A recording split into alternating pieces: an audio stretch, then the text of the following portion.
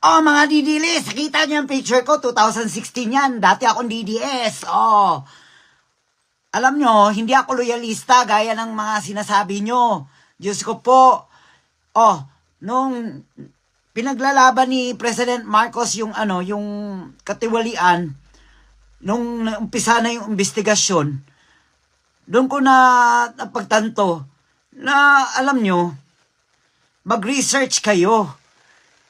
Tingnan nyo, doon ko nalaman na yung pala, grabe ang talamak ang katiwalian ni Duterte, ang pamilya Duterte. Diyos ko po, binaboy nila ang Pilipinas. Doon ako galit na galit kasi imbis na yung kinurakot nila, tinulong nila sa mga mahihirap, tinulong nila sa taong bayan, kinamkam nila, binulsa nila dahil sa sakim, mukhang mga pera.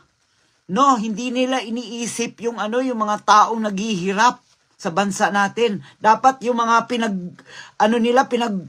pinagbubulsa nila, dapat binayad nila na lang sa utang ng ng bansa natin. Nakatulong pa yan sa ekonomiya ng bansa natin para umunlad naman yung mga mamamayang Pilipino. Diyos ko po, huy, magising kayo. Kaya ako, sinusuportahan ko si President Marcos dahil lumalaban siya sa katiwalian.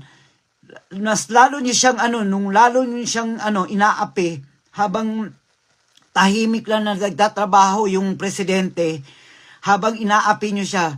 Alam mo, napaisip-isip ako, alam niyo hindi na to tama. Kailangan kong suportahan ito si PBBM.